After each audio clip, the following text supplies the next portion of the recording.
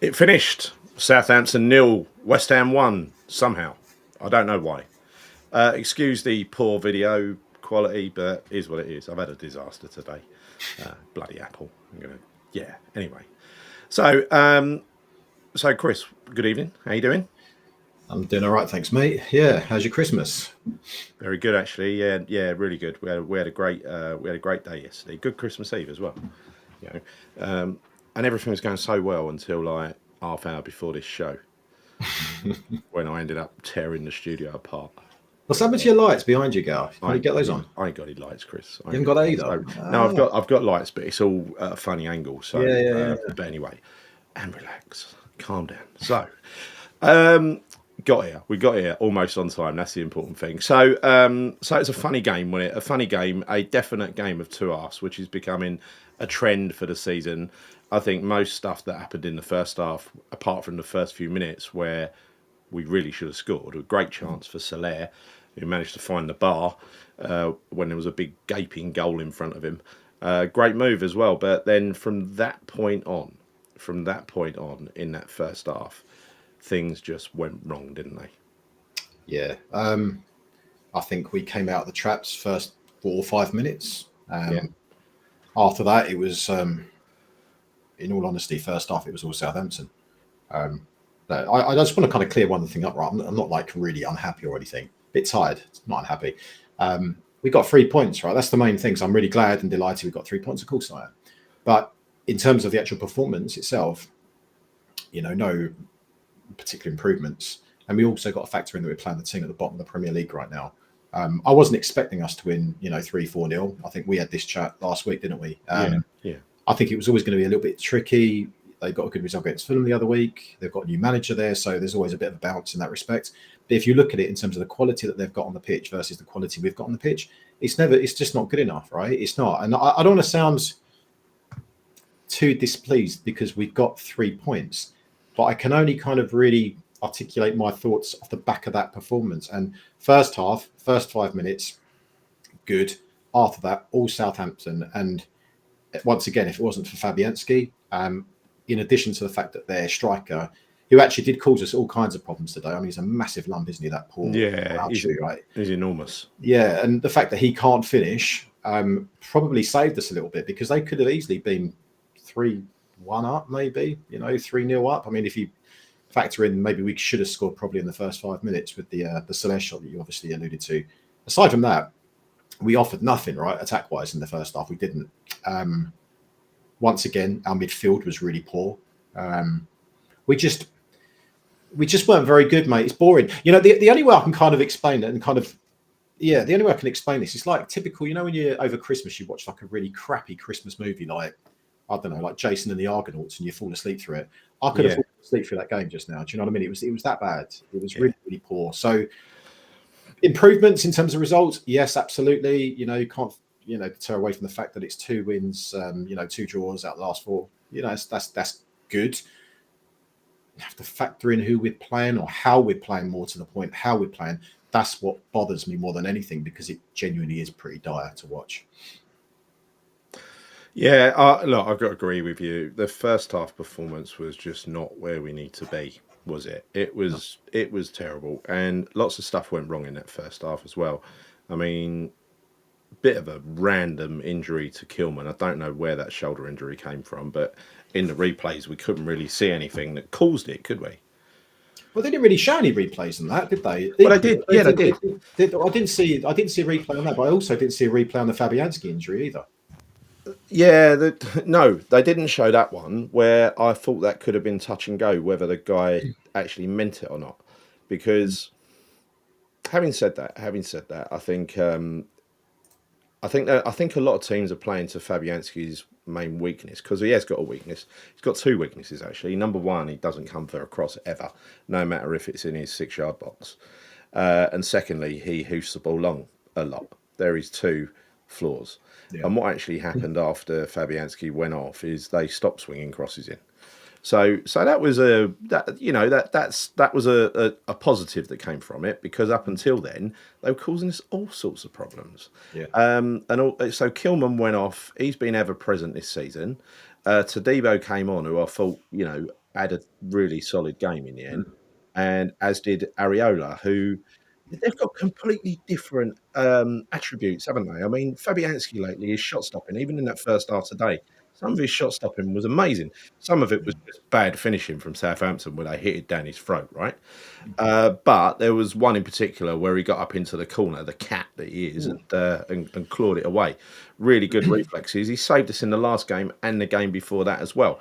And you know that he's capable of a worldie as well, Areola, and he's also capable of making the right balls up. Let's just hope he doesn't make one. And let's hope that Fabs is not hurt either, because apparently he got crunched. He looked like he was Sparko at one point, didn't he? Yeah, it's not like him to go off, is it really? I mean, he's taken a No. lot of whacks before. He doesn't usually go off, but I think with regards to Areola, in fairness, he didn't have a great deal to do second half in comparison to what Fabianski had to deal with in the first half. It's kind of weird actually, because as soon as Fabianski went off, Southampton didn't really pose too much of a threat. I mean, you could arguably say that perhaps maybe, like I think I messaged you, one or two things happened here.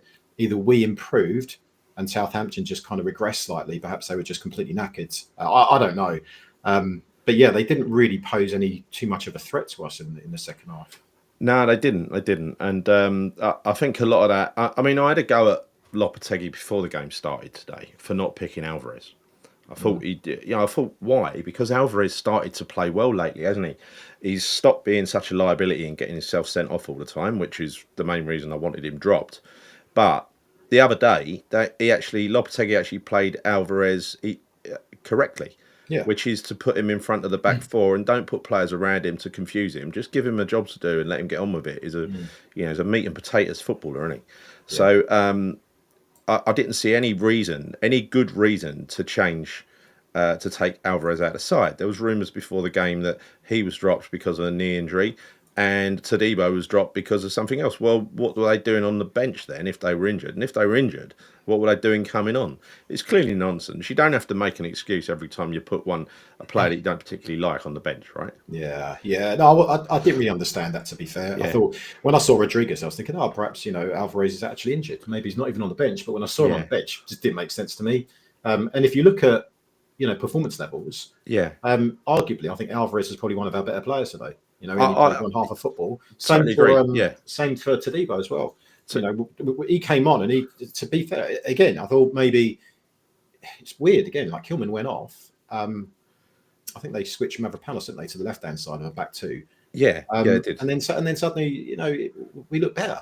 He done all right as well. Yeah, he gave it away a couple of times in the first half, but overall, I mean, it's probably one of his better games he's had for a long time, isn't it? He's going to do that every single game because it's Mavropanos. But as long as he don't cost us a goal, I don't really care. Another one that gave the ball away constantly in the first half, one after the other, appallingly, was Kudus. Yeah. Gave it away on the wing and then gave it away that was just a really bad one. It's bad enough setting off a counter attack, but to give it away just outside your own box, that's extreme sloppiness. He wasn't really on it today, was he, Kudus? No, he wasn't.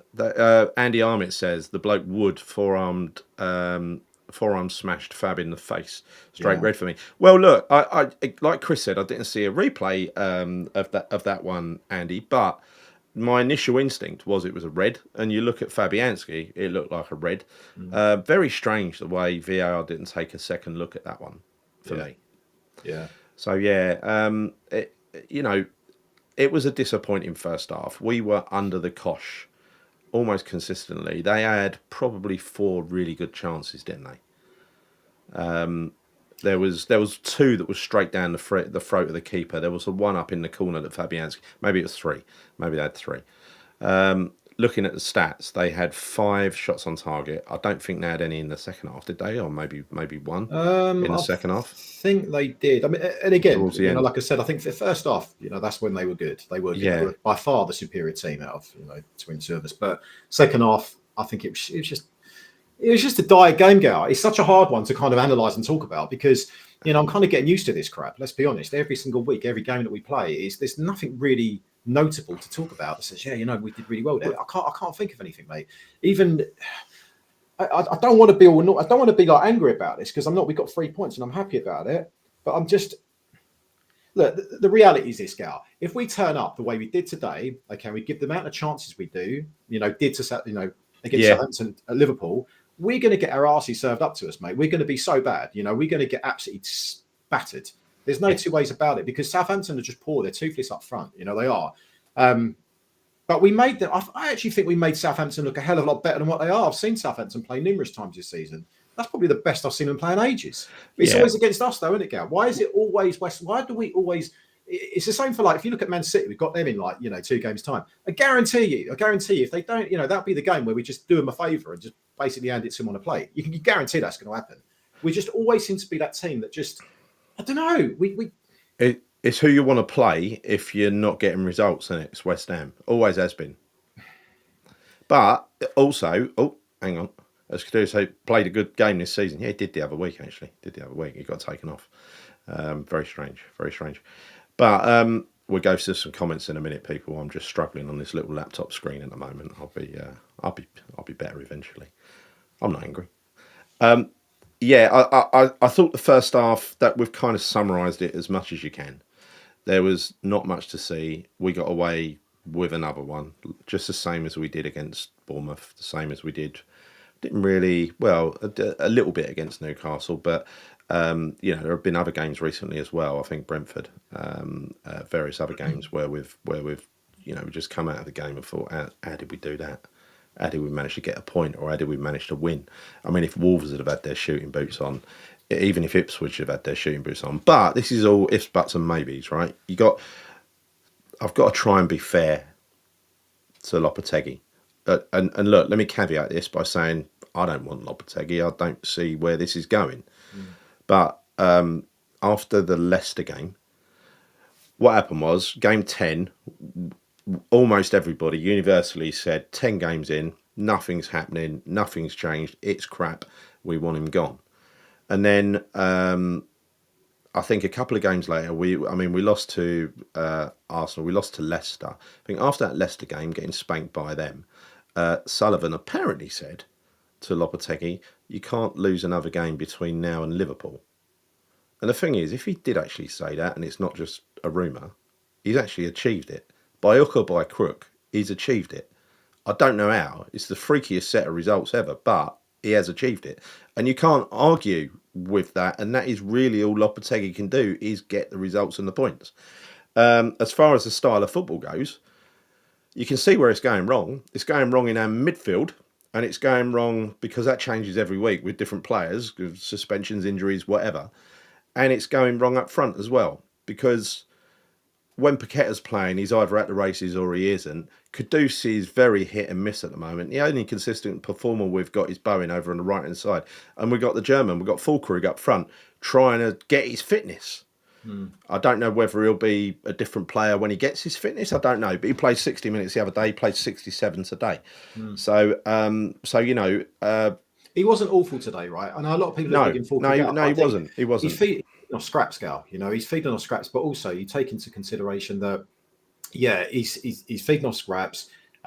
He got an assist. I think even in the first few minutes, he did a nice dummy for Soler to get that shot in on goal as well. Yes. So in these kind of key moments, he actually did okay. I mean, of course, if you look at it over the course of 90 minutes, you think, it was a pretty ineffective display, but you could arguably say it's the same for a lot of the players today, as it has been. And all season, right? This is the thing. I know you go on about the last 4 results, and of course, have been, it's been a decent points accumulation based off the fact that we've been shocking, and we were really kind of basically kind of free falling, weren't we, a little bit? So he's had a good run of results. But the problem I've got with this is I just want to be entertained, Gary. I really just want to be entertained. And every game I've seen this season, I can't think. I know. Honestly, that if I look over the last 4 games, for instance, right, 4 decent results in the sense of points accumulation, right? There's only one half of football probably over those last 4 games, and I'm thinking that would have been against probably Bournemouth in the first half, right? Aside from that, it's been dire to watch, and this is the thing. I can't get away from that. I'm glad that we're picking up the points. Of course, I am. But I also want to be entertained, Gary. I don't want to be just turning up watching this crap every single week. No, it's so depressing watching I'm with you. I'm with you. It's a chore. It's literally a chore to watch football. And I'm at that point, like I was last season, where I'm not really looking forward to going either, which is a crap place to be. I know that Liverpool, I don't care if they're losing to Leicester at the moment. That's different. We know Leicester are pretty decent at home, and they've still got decent players in Vardy and whatever. But we know that Liverpool finish chances. We also know that against us, teams are going to get chances, and any decent team we play who take their chances will murder us, like Arsenal did, Villa did earlier in the season, Chelsea, Man City. These are the teams where we've really come up short. We're going to come up short again on Sunday, especially because we've got injuries and suspensions, which is just going to make us even weaker. I'd be surprised if we don't open up like the Red Sea and get spread all over the London Stadium on Sunday. I've got to be honest. I'm not looking forward to that one at all. A few people in the chat just saying give him a chance, Fulkrug. This is JB. Evening, full cup top. People seem to forget he didn't play for ages, 3 months actually. Give the man a chance to get fit. He's done all right considering lack of games. Yeah. I'd agree with that. I'd agree with that. And there's another one here as well. It's Randy. Richard Lewington. That's my eyes. Give Fulkrug time. The guy's class. Unfortunately for him, he plays for us. Yeah. And that is a factor. That is a massive factor because the stuff he does in the final third, it always seems to be, like Chris said, it always seems to be quite effective. Like the little nod on, which was a class little header, wasn't it, for Bowen to come in behind him. He seems to have awareness. He seems to like bringing other players in, and he played that beautiful ball for Kudus in the last game as well. He does little things. Now, if you could bring all those little things together, and it was more little things, and perhaps he'd score a goal or two. But I suppose to score a goal or two, he needs the chances. Is he going to get chances against Liverpool? It's highly unlikely, isn't it? Highly unlikely. I'm not saying it's the answer either. Yeah, I'm not saying that at all. But I just do think I'd agree with Richard. I think we do need to give him a chance. He's barely had any game time. He's been injured for 3.5 months. What we expecting is going to suddenly come in and start smashing them in left, right, and centre. It's not going to happen. But also factoring in our style of play, the fact that we're not playing to his strengths. You look at the last game, for instance, we're playing it long all the time. That's not, as you've pointed out, that's not how he plays. So I think we need to give him a little bit of time. And look, let's be honest, what other options do we have aside from Fulkrug? We don't. We've got Bowen, but we'd rather have him on the right. Yeah. You about Kudus also not having a good game. I said that as well. He hasn't looked pretty ineffective, but actually, when he moved over to the right-hand side in the second half, he actually did look a bit better, funnily enough, right? So we're not playing him in his right position. We all know that. It's just frustrating, really, because perhaps I think someone just commented just now with regards to some of the suspensions that we've now got coming up. So Rodriguez, thankfully, is out for the next game because I'm sick and tired of watching him in a West Ham shirt. Souček also out. So it's going to be interesting to see what that kind of midfield dynamic is going to be now. Is it going to be Kudus potentially playing in the 10? Because I'd rather see Kudus playing in the 10 than on the left. So maybe get some of it on the left, Kudus in the 10, Bowen on the right, Fulkrug up front. And whatever the two behind him is, I don't know, whether that's going to be Alvarez, Soler, Alvarez, Paqueta, I don't know. But I would quite like to see that. So maybe it could be something quite interesting against Liverpool. Now we don't have Souček there. Now he's not that option. Now we don't have Rodriguez as an option. Do you know what I mean? Yeah. We might see something a bit. I'm not saying we're going to win, by the way. Of course I'm not. But maybe it might be a bit more of an interesting game with those players out. Yeah. Maybe. It's an interesting dilemma. We've got, oh God, Ryan. Sorry, where are we going? There we go, Ryan. So I woke up at 1 a.m. To watch the game and couldn't wait to go to bed. I honestly, I couldn't have stayed awake. And watch that, to be honest. Ruben Amorim, epic hashtag, Manure lost against Wolves. Ruben Interim, as he's been renamed, has been exposed. I think, I think it would have been a different case for, I like to think of Amorim here, because that's a nightmare. It's a giant club. It's an absolutely giant club, and they've got they've got problems in the dressing rooms. They've got a lot of players there who think they run the show, and guess what? They probably do. And that's it. That's just seeing the end of the player power is just too much at that club. But I don't care about bloody Man U. We're above them. Who cares? We've beaten them as well, which is strange. Now, this one here, Gary and Chris, surely was Souček and Rodriguez suspended. So this is going to be a funny one against Liverpool as well. Lopetegui has to try Alvarez, Paqueta and Kudus as a midfield. I think he does on numbers alone, because Soler's probably out. Yeah, I'd like that midfield. If I could choose right now, I would absolutely have that. For me, that kind of excites me a bit more than me too. Souček and the like in there. Me too. And guess what, right? the club that's really linked with Kudus is Liverpool. So if there's any game where he's going to try and step it up, surely it would be Liverpool. I remember back to last season where we played Liverpool. I think away he was appalling. So whether he did that, he did everything he tried went wrong against Liverpool last year. But I wonder whether he'll be in the mood to actually. I think sometimes he just tries a little bit too hard and it all goes wrong for him. Today, I don't think he tried that much at all, and that's the impression I'm getting of him lately, sadly. I mean, second half, Chris, let's quickly move on to the second half and cover that off. The goal itself was actually, it was head tennis, wasn't it? And, very strange. It was like a throwback to sort of West Ham of yesteryear. I remember you used to see that back in the 70s and 80s. You used to see a little bit of head tennis going on. But that was... It was a strange goal. The ball came across in the end to Fulkrug, who a lovely little cushion header. It seemed to be targeted as well. He seemed to know that Bowen was behind him, and a great finish, instinctive finish from striker Jared Bowen. His 100th goal for West Ham United. The god. It's his 100th league goal, not for West Ham, mate. If only. Oh, his 100th league goal. Yeah, he's got 100 goals for a shit goal. Bloody hell, Chris. You just ruined me stat. I'm on the little laptop screen. It said 100 goals. What am I supposed to do? Is that all? Is 100 league goals? How many did he score for Hull then? How many did he score for Hull? I don't know. I think it's 100. I don't think it's 100. I don't know. Am I wrong?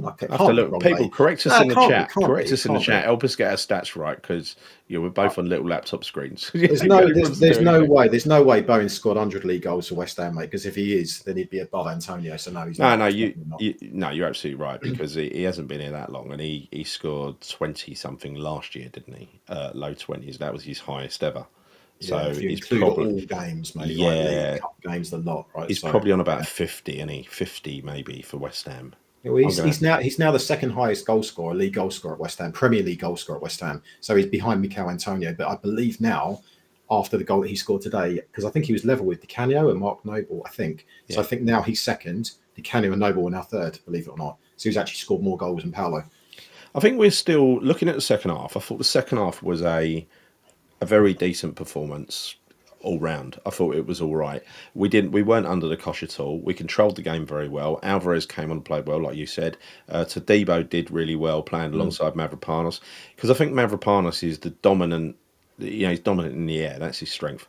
And so him and alongside Todibo, I think that was really, really good. I thought it was good. Todibo just sometimes, when he's on it, Todibo, he really looks like the Rolls Royce, doesn't he? And when he's not, he looks like a full Fiesta. Yeah. But he was on it today. He was on it today. So the thing is, people have got to realise that while he's getting results and while he's getting points, he's going nowhere. And so that's why. I mean, it took the wind out of my sails, really. A few weeks ago, I was angry with Lopetegui, and then Antonio had his crash. That takes the wind out of your sails, because you think, bloody hell, it's only football, right? A couple of days later, his dad dies. Again, you're thinking, well, bloody hell, you can't be having to go at Lopetegui now, can you? But anyway, I think we're back at the stage now where we can, me personally, I'm just gonna call it as it is, and that was not good enough. I think up until the last game, he had a good reason to be distracted. I don't think he's got that reason to be distracted anymore. There's some really weird decisions going on. Leaving Alvarez on the bench was a mistake, and he got to correct that mistake at half time, albeit via an injury. And I think leaving Todibo on the bench was a mistake as well. And again, he gets to correct it, but not replacing the defender he wants to replace. A lot of these things that are forced on him, they seem to be a right stroke of luck.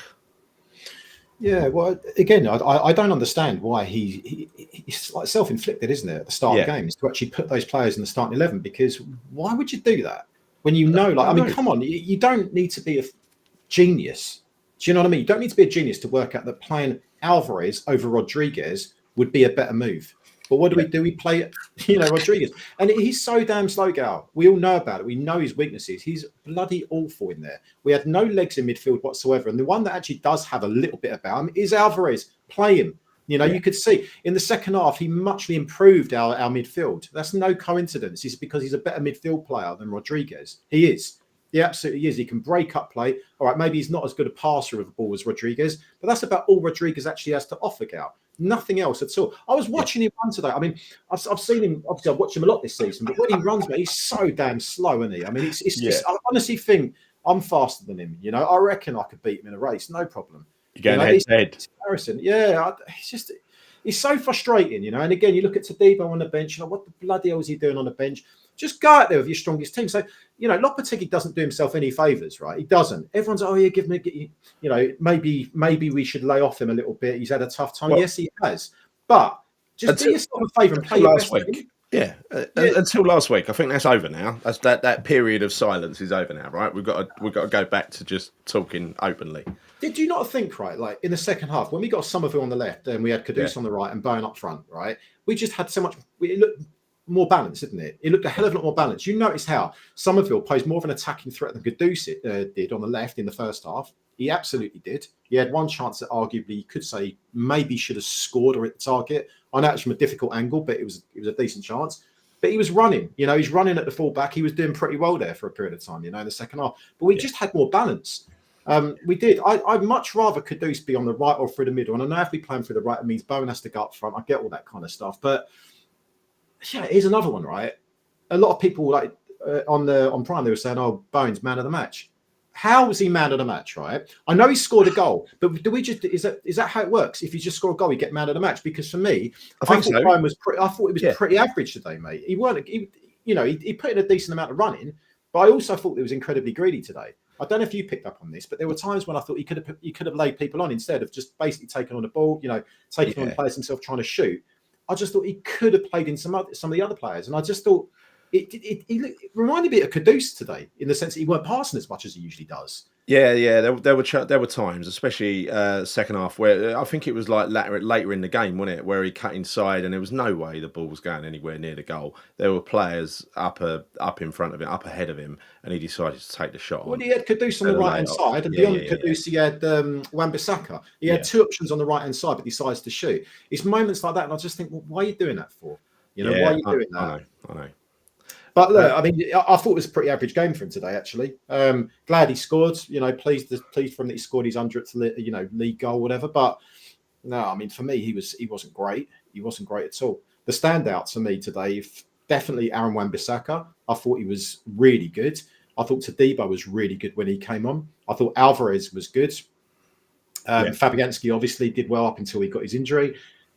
Apart from that, mate, I can't really think of too many other positives in terms of performances. I can't. Can you? Well, I think that, as we noticed a few games ago, it's looking more organised defensively. That's all I can say that's kind of positive about it. And I think there have been a few midfield performances lately that have given me a little bit of hope, like of Soler. But then Soler was back to normal today. He turns out he wasn't Lanzini after all, right?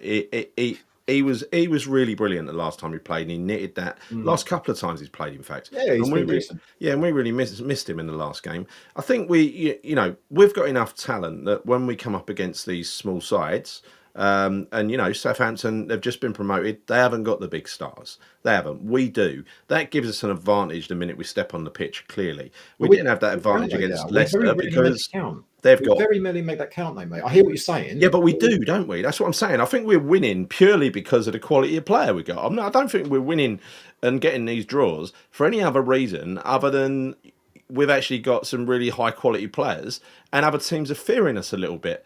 But it's only when you come up against the good teams, the ones that are free scoring, who don't fear us at all. They put us to bed. Put us out of our misery pretty bloody quickly.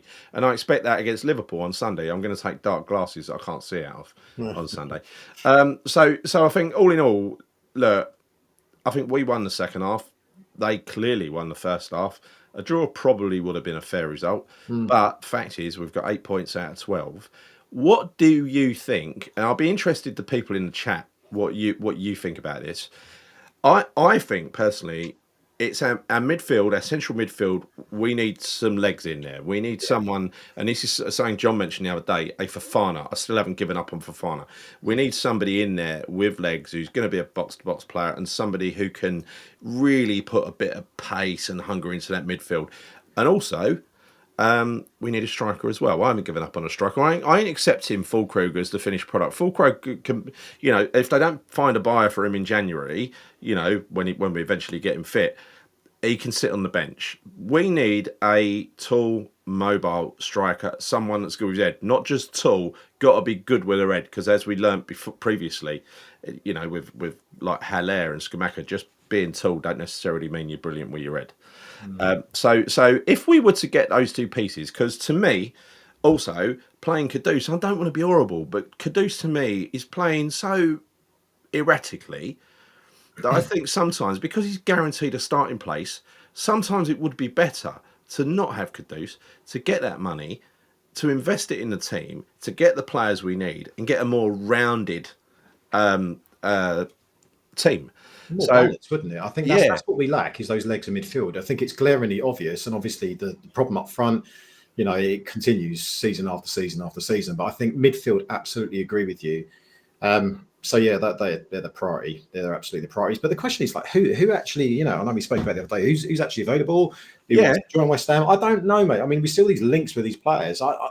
We'll just have to wait and see. But hopefully, the club really have addressed this as the issue, and they're going to, invest and make sure that we can, hopefully overcome the problem, because it's obvious every game. But the question I'm asking, really, I guess, is he's getting an amazing load of points at the moment. We're on 23 points. We're level with Spurs. We're above Man United. Never, ever in a million years I'll see us being where we are if you go back to the Leicester game. So when you look at the performances we've put in lately, where we've been more organised defensively and intermittently the midfield has been a little bit better, the front players have been, sometimes they've played well, sometimes they haven't. Fulkrug ain't fit yet, etc., etc. Has he been getting probably the maximum amount of points that he can get from those resources available to him? Forget the way we play. Has he been delivering the results best he could with the amount of resources we got? And so if we added those couple of pieces, would we suddenly become a much, much better team? I mean, to answer your question, I think it's a fairly rhetorical question, because we know that he's not getting the best out of the players that he has currently. Yes, there are weaknesses in midfield. So again, to your point, if we do bring in someone in midfield that can really address that problem, would it make the team that much better? Yeah, it would. But it doesn't mean to say that defensively we wouldn't still be wide open at times with regards to how we play. So that always is a bit of a concern to me. I can't hide away from that. We've said all season in the fullback areas, the fact that we do play quite a high line, we are exposed on so many occasions this season. And if you look, okay, you can say, well, we've kind of addressed some of those issues over the course of the last 4 games. We picked up points. Yes, we have. But wait until we come up against a team that's actually going to finish their chances. We've just been I think we have been actually quite lucky, Gary, if you look at those games. I know you and I very. And you said, but you can't always be lucky, but I do think that most of the games where we have accumulated points, particularly wins, we have been incredibly lucky this season. We have been. And I actually feel almost sorry for the opposition at times. Like, for instance, today, if I was a Southampton supporter, I'd be thinking, what more do we need to do after that first half performance to actually get a point out of the game? They would feel hard done by. I'd feel massively hard done by. Their striker absolutely battered us in the first half. 6'7" lump up there, absolutely destroyed us in the first half. So I think, even though, yes, we have been better defensively, just wait and see what happens when we come up against Liverpool at the weekend. We'll be there, and I'm genuinely really worried, because you still look at the amount of chances we conceded against Southampton. I haven't looked at the stats around this, but I'd be probably surprised if Southampton have had more opportunities to score than they have today against us, because I've seen them play games, and I know they do have a real problem up front. They can't finish chances, right? But they did actually look much more of a threat than I'd seen them in previous weeks. Yeah, that's strange. Anyway, look, let's go through some of the comments. Just enough about that. Anyway, let's. It was about, I think, to talk about that game for 35 minutes, we've done pretty well. Should do a high five. Mark Pendleton says, Kudus peed me off losing the ball time and again. Yes, he did me as well early on. I think everyone was shouting at their telly. Hammer Time says, seems to be a few players only playing about 50%. Yeah, I think it's more than a few, actually. And I think you can put Paqueta in that basket quite a lot as well.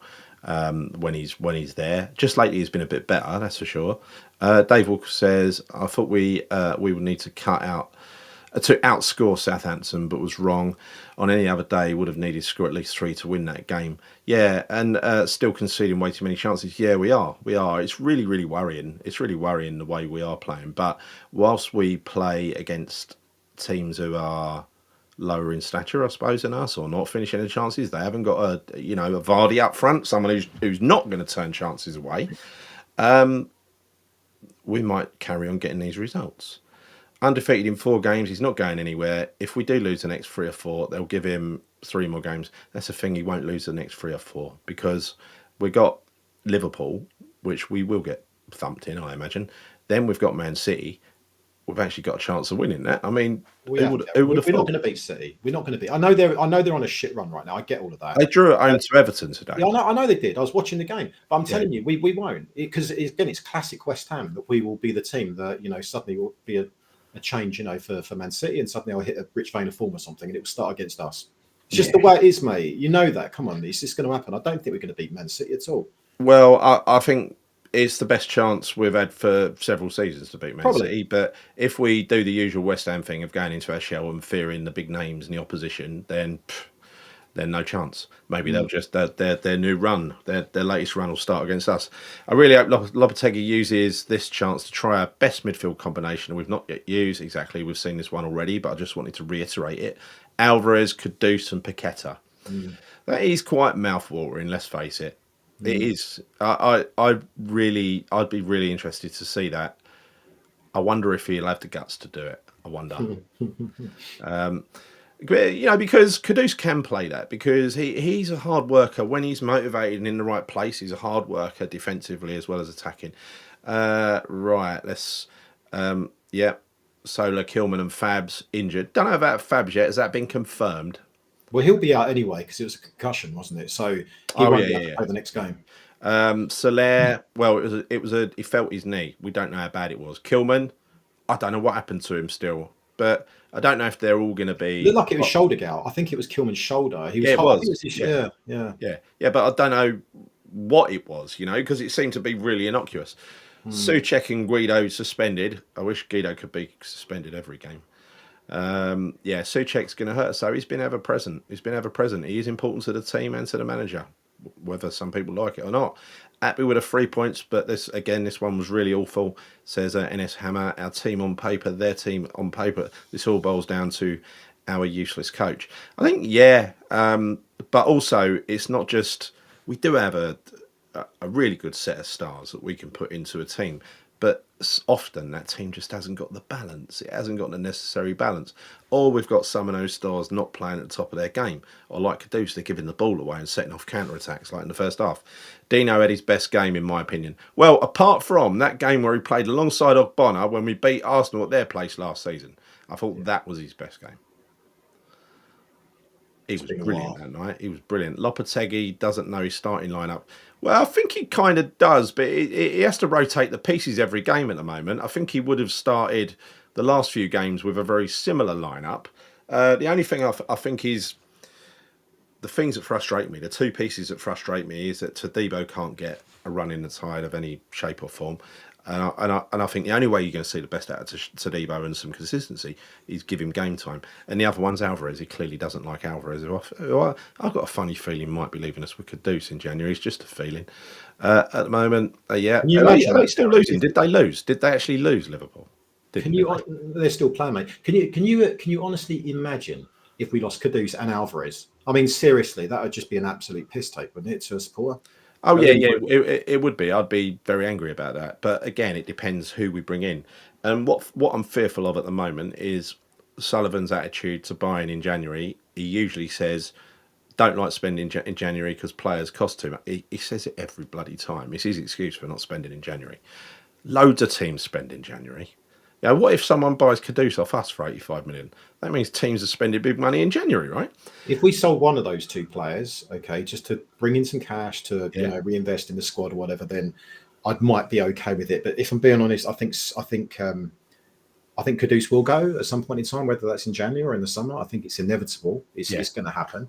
I think with Alvarez, I still really do like him and rate him as a player. I do, and I want him to stay at West Ham, and I just want him to be playing regularly week in, week out. Because for us, if you look in that kind of CDM position, who the hell else do we have that can play that role? No, I agree. I agree. John says our defence is under pressure because there's no midfield in front of them. Yeah, well, yeah, definitely. We're screwed if something happens to Bowen, says Epic. Yeah, that's twas ever thus, though, Epic, right? He's really important to us. Don't think I'll bother with a Liverpool game. Look at the chances we go to. They are going to hurt us because it ain't like their game that they've had at Leicester, which is going to be a hard game where they got Vardy, etc. Vardy has got that arrogance. He doesn't really care who he's playing against or how old he is. He'll still, and they've got a few players like that. They're players who belong in the Premier League, really. So they're not naturally intimidated. With us, yeah, we know we'll present chances because we give all teams chances. It is just whether those teams take the chances or not, and we know Liverpool will. So there's no way through that. Spurs want entertainment, and they're not happy. Just look at their results. No, they're not. They do have a plus 13 goal difference, and we have a -7, -8 or something. So they've had more entertainment, arguably, than us, but they've also been hurt a few times, more than us as well. And we definitely did, Mark, knock Newcastle into shape. Since losing to us at home, they've been brilliant. So how do you see it moving forward then, Gal? If you look at the games coming up, right? So we've got Liverpool, we've got City, we've got Fulham, Palace, Villa and Chelsea, right? They're the next, 5 games that we've got coming up. Well, I see the usual happening. I see us getting rumped by Liverpool, probably 4 or 5-0. I can't see anything else happening. I see us getting beat, obviously, at Man City, but I don't think there's any excuse to go up there and roll over. But I think we will. I think you're right. We'll beat Liverpool, and the rose-tinted glasses will come out. We ain't beating Liverpool. But if we do 2 up, 2 down, the rose-tinted glasses would have to come out, wouldn't they? Keep them out all I'd week. probably get my own out. I'd probably get my own rose-tinted glasses out if that happened. But that just ain't that. It's so unlikely. But then again, it's an unpredictable season. How many games have we said, we're going to get stuffed away to Newcastle, away to Bournemouth? There have been so many. And yeah, but this is Liverpool and this is City, Gal. Yeah, so. I know. They're a different class. Liverpool will destroy us. I agree. If you look at the league table at the moment, right? Yeah. We're 6 points off of 6th place, all right? But we're also 6 points off of 16th place. So I know there are a lot of fans that go, "No, yeah, we're only 6 points off 6th," but let's put it into perspective a little bit here. We've got Liverpool, we've got City coming up. Let's say we lose those next 2 games, then you've got Fulham. They're a good team. Palace, that are going to be scrapping it around the areas that we will be if we lose the next couple of games as well. Villa, that's not going to be easy. And Chelsea have had a great season so far. So it doesn't necessarily get any easier, even after the Liverpool and City games. So I think, to kind of look at the league table and say, we could. I saw an interview of Cresswell afterwards, where do you kind of expect West Ham to finish? Well, we want to be going for the top 10. Of course we do. As West Ham fans, we want to get back into Europe again. Yeah. It can easily go the complete opposite way. And it really does hinge massively on the next 2 to 3 games because we could plummet again. This could just be a slight mini resurgence that we found ourselves in. Suddenly right back down at the bottom end of the table again. It could happen quite easily. See, this is where I have no sympathy for the player, really, because I know, everybody knows that Kudus can play quite well on the left. Not as well as he can on the right, but we know he can do it on the left if he's up for it. He had a game recently where he played bloody well out there. He can do it. It's not his optimum position, but he ain't going to play on the right because Bowen's playing there. So he's got to stop with a sulking and being fed up with Loppe. It's not his choice where he plays. He's just got to try hard and be disciplined wherever he gets played. I'm not going to side with Kudus after he got himself sent off twice in one game against Spurs.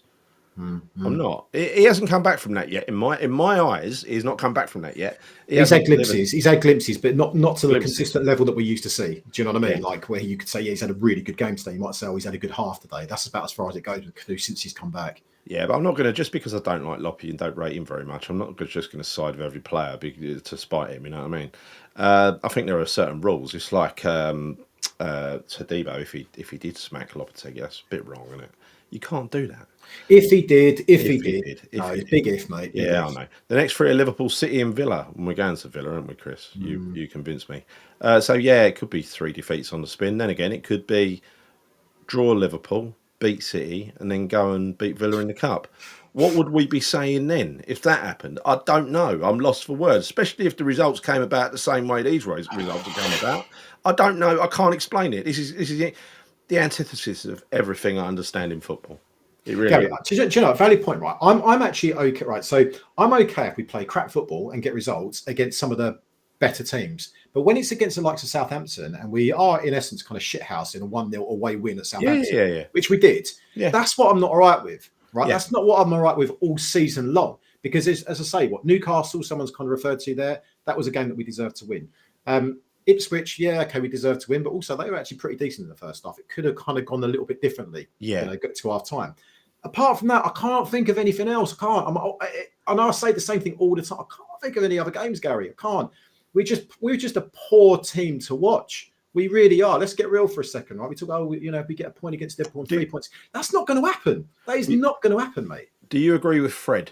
Doesn't matter how much money we spend, we're still going to be crap under Lopetegui. Well, yeah, I think he's clueless, Gal. I do think he's clueless. I think his decision making is poor. It really is. His tactics, his lineups, his formations, his in-game substitutions. I mean, it's just everything about it for me. Just it stinks of a guy that doesn't really know what he's doing. And again, I'll give him credit because we've got points out of the last 4 games. But look, this is not going to continue. Okay, I hope it does, but it ain't going to continue. I hope it continues with good performances, mind you. But yeah. Gaza80 says Liverpool look poor at the moment, apart from when they put 6 past Spurs in their own backyard last week. And that's a team who pushed forward. That's us. Can't see us winning the next 5, says Claire. I don't see. This is where I disagree. Right? I think he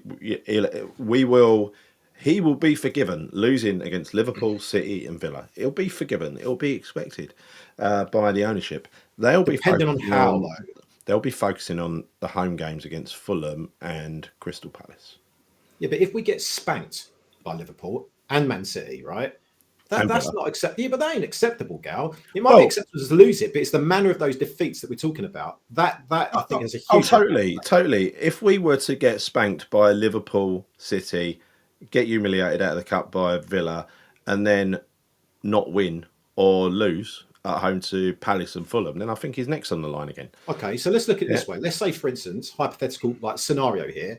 Let's say we can see 10 goals over the next 3 games. Okay, so you've got obviously Liverpool, City, and then Villa. Is that the point you say Loppy has to go? The board have no other choice but to let him go now, or does he stay just because we expected to maybe lose those 3 games? But the manner of those defeating, conceding 10 goals, which is easily doable against Liverpool and City, let's be honest. Surely that's got to be the point you say, right, goodbye.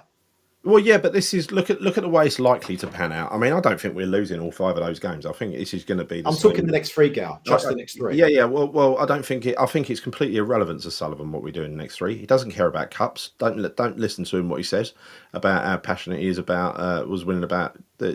He's bound to take credit for the European trial. Do you think he put the Conference League above the league? No, he didn't. He was literally keeping Moyes there because he thought he was the best man to keep us up. So yeah, I don't think. Number one, I'm worried that I don't think he's going to actually spend a necessary amount of money to make this team in any way improve. I'm in 2 minds as to whether you put a really high tempo midfielder in the middle of that pitch and you stop using some of the players who've just got no pace and leave us in trouble all the time, and you put a striker, you bring in a striker as well. I think that could possibly improve this team, and I think the results we're getting at the moment, maybe they won't be as, maybe it won't be us getting battered and nicking a result. Maybe it'll be something a bit better than that. But I don't know. I couldn't swear on it. Have I got any faith in him at all? No, I've got no faith in him at all. Just back from the game, we could have lost 5-1. Yeah, the team got booed off at half time. The away fans are notoriously. They forgive, don't they? They forgive. Well, here's from and the one who forgives as well is Dodsey, who sends these video clips in. Let me just put a quick video clip up. I think it's only 30 seconds. I've had to speed him up to fit it into 30 seconds, right? So, sorry, Dodsey. Half time 0-0, Gary, as the players leave the pitch to booze, which is not surprising because it's been frustrating. I'm not too sure this is Lopetegui's setup that's causing the problem, or the fact that people like Kudos don't give a shit. Wan-Bissaka's running all over the place, Bowen's running all over the place. Now, obviously, we've had the impact of the 2 injuries with Kilman and Fabianski.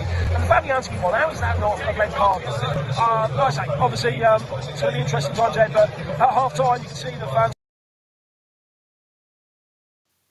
Yeah, so there you go. They booed off at half time. I think all the observations were pretty much bang on there.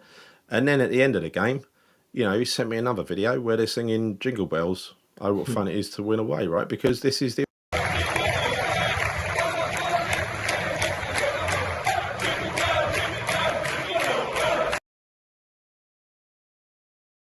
But that is why you go to away games. That is why you go to away games, because they are more forgiving and more optimistic than the home fans would be. You know, so, but it just goes to show, even inside the ground, the optimistic people, the ones who forgive every time, think that first half was crap. Yeah, it was, mate. I think everyone would agree with it. It was absolutely piss poor. But, you know, again, even over the course of the 90 minutes, mate, it's just not good enough. It's just not. Yeah. I think if he, you know, where we are at the moment, if he manages to pick up some surprise results coming up, then I think, as much as I hate to admit it, he would have earned the right to spend some money and finish his squad building in January. He would have earned that right. Disclaimer, I'm not saying I want him to stay because I don't. I'm saying if you're treating someone fairly and you're marking them based on what they achieve, you'd have to say you've earned it, mate. Yeah. So if he does do that, if we get some surprise results, and that is my worry. If he gets some surprise results, we're going to be even more comfortable than we are at the moment, and I think it's even less likely that Sullivan spends. Yeah. Well, the thing is, who else would you put in charge right now and give them money to spend? Actually, probably quite a few managers, if I'm being honest with you. I actually don't want it. I don't want Lopetegui to be spending money. And actually, who is actually going to sign those players anyway? Is it going to be him or is it going to be Tim? There's a lot of kind of questions there to ask, isn't there? Because I think Tim needs to be accountable for some of these signings that have clearly flopped this season as well. Yeah. That's not all on Lopetegui. Can't be. No, I totally agree. Kudus gets paid handsomely, says Dave Walker, playing for West Ham. Stop sulking and play where you're told to and put in a shift. There's just no... Exactly, Dave. There is no excuse for not putting in a shift. I don't want to see it. I don't want to see the sulking.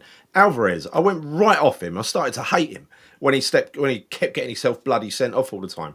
You should not be doing that. No, Gary, I don't. This is a contra view from Bolo Blazer.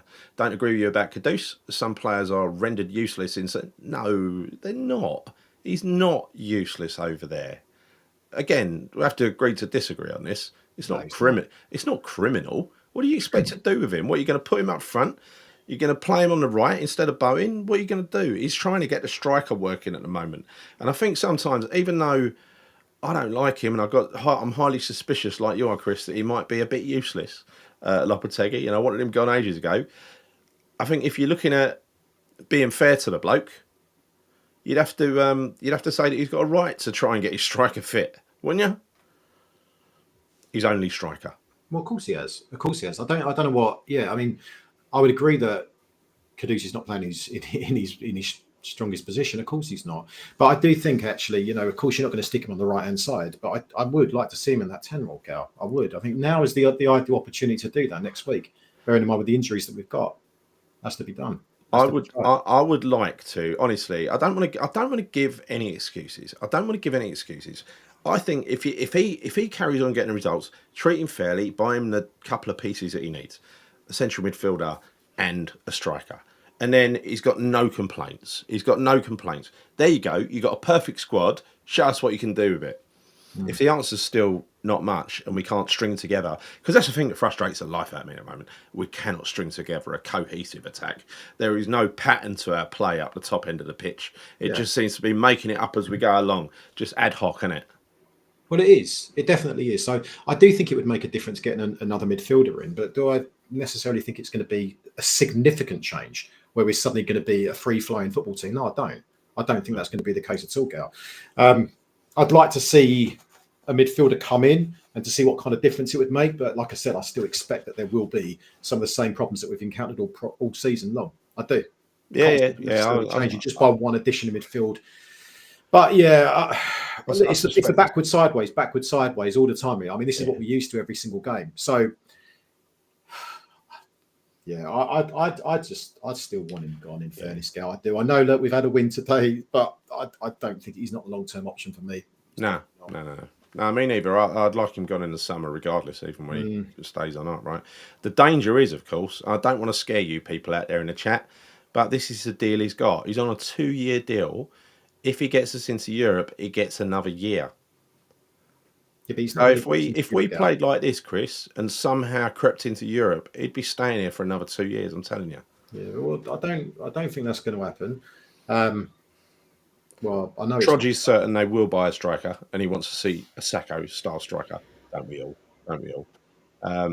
Wouldn't it be good? I mean, just get someone. There are options out there, and you don't. I would go and get the raw materials, which is that kid at Brighton, that huge monster that they've got down there, Evan Ferguson. Yeah, Evan Ferguson. Yeah, but he's mate, again, good player, but he's lacking match fitness, all those kind of things as well. He's had a bit of a bad injury record, so. Is that really the option? I don't know. I quite like the idea of taking someone like Jonathan David. Someone like him, a bit of pace up front, really good finisher. Yeah, I'll look at him as a player. I think he'd be a fantastic signing for us. Yeah, 2 fit centre backs going into Liverpool City. That is true, actually. That's all we've got. 2 fit centre backs. That's a massive concern. Yeah, we have to get at least one in January. Well, we do have Casey as the backup. He's literally the only backup we've got, and I think we have Cresswell who can play as a centre back as well. But you don't want it. You don't want that to happen. That's usually a centre back as part of a 3, isn't it? We knew that 3 centre backs was not enough. Casey was never going to be used. Well, he did get game time the other day, as in a couple of minutes, didn't he? Yeah, but he's been dropped for the last 2 games. He hasn't even been on the bench, Gal. No, and strangely, Orford was not out today, was he? Skulls, rather, not Orford. No, Skulls wasn't on there, but obviously they had Cress back because I think Cress was injured, wasn't he? That's why he was on the bench, I think, in the first place, because they wouldn't have had Cresswell and Skulls on there. If both were fit, I don't think it would have always been Cresswell above Skulls. But yeah, Casey's not been on the bench for the last couple of games. I expect that he will be for the next one coming up against Liverpool because we'll have no centre half. They should play, as you say, Cresswell was a left-sided back 3. That's it. Fred Troughton says Kudus has had his head turned by bad advisors. Now, he had a terrible agent, a real nasty woman agent who took no prisoners. He's now swapped to his brothers. His brothers are his agent. Makes you feel warm inside, then it gives you, when it starts you think of Arnautovic. Kudus, Trudge says, I want another Antonio Beast. Boniface springs to mind. Yes. This name's been mentioned so much before, and I think he'd be a great signing for West Ham. That physicality that you would offer up front, that's something that we've always needed, particularly with Antonio, the way we play. If we need that mould of player, which we do, then, Kudus will accept playing out of position for a big club. Yeah, but he should accept it for us. We play his bloody wages. I don't want to hear that nonsense about, I'm not doing it in West Ham. At West Ham, I should be playing where I want to play. Who do you think you are? You're not bigger than West Ham. You might be one day, but you're not now, mate. Get down off your pedestal. What's wrong with the light, Gary? My studio is knackered at the moment. It's a part of a transition from Mac to non-Mac, right? So, and everything's gone wrong just before the show today. So, yeah, sorry, I'm sitting here in the dark, but hey, it is what it is. It's going to be very light soon and very nice, but hey. Don't worry, we're not getting into Europe, says Gaza80. Well, 6 points off of Europe. I wouldn't rule it out. Because we've got some really odd results lately, right? Who would have predicted these? Doesn't matter what striker we have. We need to sort out a build-up play first. And I think you could, if you had someone to aim at, and you had someone like Paqueta playing. Well, Paqueta ain't even a number 10. He doesn't play a number 10 role very well, does he? But again, I don't know. There's got to be a pattern to it, and it seems to be just random. They make it up as they go along, as soon as they cross the halfway line. Is that what you think? Because I can't see, I can never see any pattern of play up front. No, there isn't. It's so inconsistent. I mean, a build up on the transition is slow as hell. It's really, really poor, right? Yeah. It's always backwards, sideways. And as soon as you think, wait a minute, there's a player spare on the right hand side, we'll play it backwards again. It's so frustrating to watch at times. Like you can literally see it on the pitch, but they don't do it. It's almost like they've just been told, you know what, just cautious play, just slow build up, and then we'll hit them. We'll slowly, we'll take our time, we'll unpick their defence. Like Man City, we used to be able to do. We're not Man City. We can't do that style of play. Do you know what I mean? We can't. No, we can't. We ain't got the talent. Kadu should stop pussing around with elephant seats and focus on football. I make you right there. And Bodger, as soon as I said that earlier, Bodger, you read my mind. It's not a pedestal, it's an elephant stall. That's right. Dave Walker's laughing at Europe. Don't laugh, Dave, because it could come true. It could be here for another 2 years. I tell you, the amount of luck he's getting. Don't rule it out. Don't rule it out. Yeah, but you know what? If he got in there, Gary, if he got miserable into Europe, trudge. then you'd keep him, wouldn't you? Hold on. If he got a sixth, why would we not be that? I'm not being funny, mate. We'd be happy with that, wouldn't we? Surely it means that something must be going right, because even though we've been shithousing wins and shithouse whatever, right? We've been doing that quite recently. If we get into Europe, that would mean that we consistently get results. We can't be consistently shithousing results. That's impossible. You're going to get a bit of luck during the season, so it does mean that there must be a bit of an upturn in form there. So, do you know, going back to your point, if we were to get into Europe, then I'll be happy with that. Of course, I'll be happy with it. Yeah, because I think the football would probably improve with that as well, I would imagine. No, I think you're right. Sometimes I let these things cloud my judgment, but you're absolutely right. Trudge wants to ban props used to celebrate goals. It's too cringy. Tell you what would be really good is if instead of bringing a ready-made stall, he had like a flat pack, and he had to, as part of the goal celebration, take the bits, get the tools out, and put it all together, and then sit on it. That'd be a top goal celebration. Might delay the game a little bit, but yeah, I don't think I'd be happy with that. But it would be quite funny, wouldn't it, if he gets his IKEA flat pack out? Yeah. Right. So, what was a comment on Spurs? Let me just. What is it? God, I can never resist. Spurs fans must be spitting feathers that we're now on the same points. Yeah, we've been awful in every game this season. Well, I think we've been good in some halves. I think Chris counted the halves out earlier. There's certain halves of game where we've been quite good, but I don't think yet there's been an entire game. That's the weird thing about this season. It really is. What is our style of play? Says Big Fella 30. I have absolutely no idea. Do you? No. I mean, no one does. answers on a postcard, big fella. You know, but hey, at some point, Trudge says we need to put a size limit on the furniture allowed. Yeah, if someone brings in a wardrobe and maybe a dressing table and they have to put that up after every goal, it's going to become a bit of a problem. I agree. It's got to be limited to a stall, isn't it? Like something really small, maybe 4 parts max. Yeah. Actually, I like the pairing of Todibo and Mavropanos when Kilman was subbed off. So I think Mav and JCT. Yeah, I agree with you, actually. And that shouldn't happen because Mavropanos is a right-sided player who's playing on the left, but he looked perfectly comfortable, didn't he? It's Southampton, right? Yeah. If they've done it after 5 games, then we could say, yeah, maybe it's a good partnership. Let's not get excited and say, yeah, I like that partnership. Nah, we can't. Come on, it's one off. We battered them. We're going to beat City now. City can't win. We've got the red carpet ready to roll out the Etihad in 2 weeks and give them another 3 points. That'd be their first 3 points in weeks, wouldn't it, if they do that? Trudge, we're so weak in the air. I called this pre-season. Well, you know what? Todibo, his strength in the air he ain't strong in the air. But you need to have 2 centre-halves who are strong in the air, typically, which is why Mavropanos and Kilman have started playing most games, I suspect. But also our striker's not good in the air either. And our only attacking method is to get down the wings and swing the ball in. But we can't at the moment, which I suspect is why some of our, all of our attacks are breaking down and people are just improvising because there is nobody to aim at. It's pointless putting it in there with Fulkrug when he's a big bloke, but he's surrounded by giants. You know, long ball, that has crept in lately, the last few games. I mean, high quantities of long ball, and I'm not happy about that. Not happy about that at all. Well, it's hitting hope, isn't it? I mean, it really is. I mean, well, especially from the keeper. I want to see a ball playing a keeper come in, a sweeper keeper at some point. Someone who can use his feet and distribute properly. Mav is our best in the air, but doesn't pick up or mark people. No, he has rushes of blood, but he's about 7'6" or something, and so he's bound to be. He doesn't even have to jump to win most headers. And Haaland can't score for Toffee. It's quite funny though because the keeper, the Everton keeper, what's his name, Pickford, is pulling a face at him as he took the penalty. Oh, he always does it though, isn't he? He saved it, and then he tapped in the rebound, and he was offside. It's like, oh god! So he's standing there sulking that he missed a penalty in an offside position. He can't do anything right at the moment. But don't worry, Haaland, you get a hat trick against us. That's exactly how I feel. Right? That's so West Ham for that to happen. Yeah. We never replaced Dawson or Zuma. Well, we did. We replaced Zuma with bad Zuma last year, and we didn't replace. And we replaced Zuma with Kilman this year, didn't we? But I think Dawson Dawson is the one, and Dawson is the one. We never replaced Dawson. No, Informed Dawson, mate, he was left a quality for us. void. He left a void. He always will be a hero. Can't we switch Ange Postecoglou? Nah. Now, honestly, I want the next, whoever we have next, I want it to be the right choice. I don't want to have another manager that we have to bitch about because we don't like something of what they do. With Ange, it'd be, can't defend, ain't got a clue, keep leaving us wide. We've conceded 6 at home to Liverpool. That's unacceptable. Well, we'll probably do that on Sunday anyway. I want someone that's got a connection with the fans, Gal. Yeah. I know that's Collins. kind of few and far between in terms of the actual choices we've got out there. But like I said, Carrick for me would be the one. I think we'd welcome him with open arms, you know, and there is that connection with the fans. Yeah.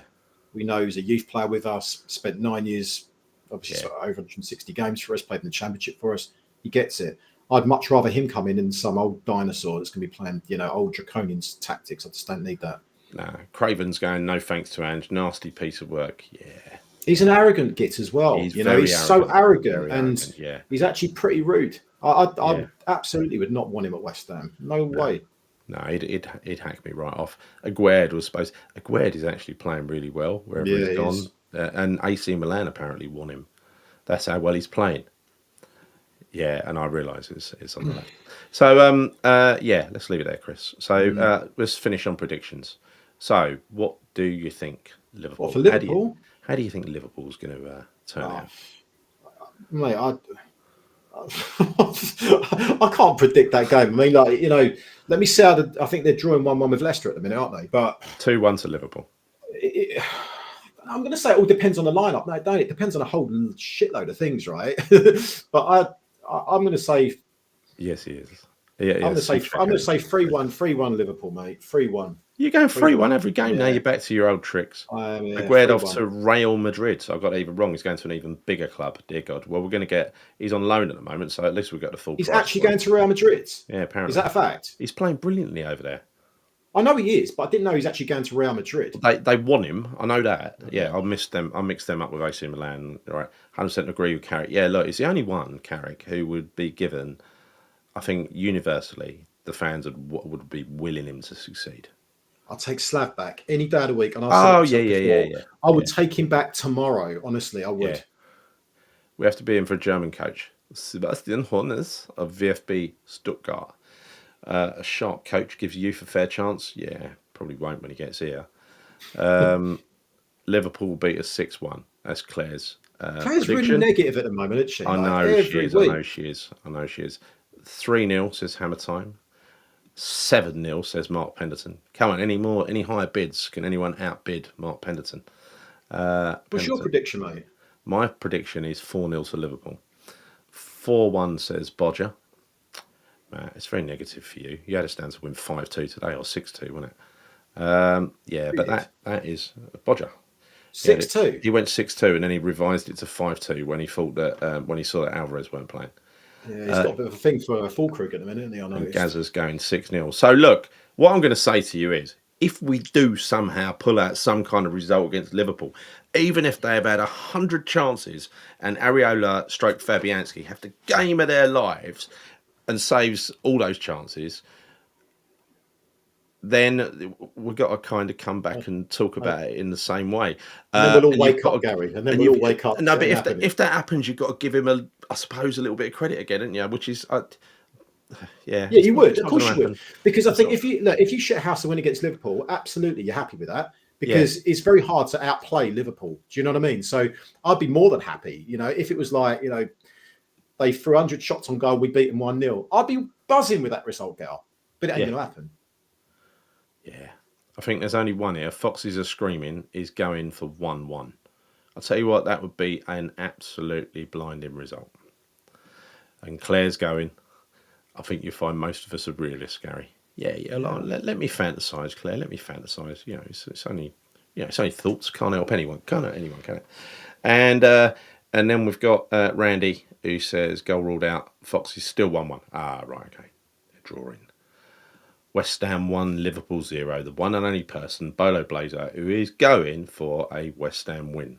Well, Souček's out, mate, so that ain't going to happen. So you remember when that happened last time, though? We had one person who went for the win and everybody else predicted the loss. It was at Newcastle, wasn't it? Yes, yeah, there was, Yeah. there was, and correct me if I'm wrong here, but did he not also predict the exact scoreline as well? Yeah, I think so. I think he did, didn't he? Yeah, yeah. Cheer up, Cupcake, which is Claire. She's angry, Cupcake, today, isn't she? Yeah. She needs Right. a bit of Dowie loving, doesn't she? That's Really, what she just to needs. cheer up. That's what she needs. Yeah. Anyway, thank you everybody for your comments. Thanks for joining. Hope you've enjoyed the show. Please can you subscribe to the channel if you haven't already. Give the video a like. It all helps. And what's that? 2-1 Randy. It's Liverpool. Ah, right. Okay. I'm confused by the comments now. So, Chris, thanks very much. We'll see you. We'll see each other on Sunday, won't we? Yes, and mate. I don't know if we're going to get together and do a preview of Liverpool or if it's even bloody worth it. But, you know, we'll see what happens and see what new news comes up. Because I guess because we're at probably our maximum tolerance for injuries and suspensions at the moment with this squad, 1 or 2 more, we're in stuck, aren't we? We are, but. Just quickly, I actually think that some of these injuries and suspensions might play to our favour against Liverpool. Like I said before, I do think it will. The forgotten man, Guilherme. Yeah, Foxy's screaming's on fire. He's not going to start. He ain't going to fucking start. Right. So, like I said, just real quickly, I genuinely believe that some of these suspensions will play to our favour this weekend. Like, I'm not saying we're going to beat Liverpool, but I actually think it's going to maybe make us play a bit better. I'll tell you what, every time we've been forced into a dilemma like this before, it has benefited us. Yeah. It has. Well, it can only benefit our midfield, can't it? Surely. Yeah. Because we're going to have more legs in midfield anyway with Alvarez in there. Say Kadu's playing in a 10 and Paqueta back with him. Yeah. Potentially. I think it will. Send positive vibes. We want to see a midfield 3. We want to see a midfield 3 of Paqueta, Alvarez and Kudus. If everybody in the chat sends positive vibes towards Lopetegui. Do you think he's going to do something really stupid, like play someone that we just did not expect in midfield instead? Of course he will. It'll be some fucking random lineup, won't it? Some random. Do you reckon he'll play like, I don't know, like Irving or something? No. I'm just saying, but you just don't know, do you? You'd never rule it out with him at the moment. No, you wouldn't rule anything out because he's all capable of a surprise, isn't he? You know. But anyway, not surprising from this shitey style of football. But yeah, let's leave it there. Let's get on with our Christmas break. I hope everybody enjoyed Christmas, by the way. And I didn't say that up front, but I assume you did. But until next time, we'll see you soon. Come on, new irons. And now, before we go, I'm going to find the outro. I'm going to do it properly, Chris. I'm going to do it properly. No mucking around. See you soon. Come on, new irons.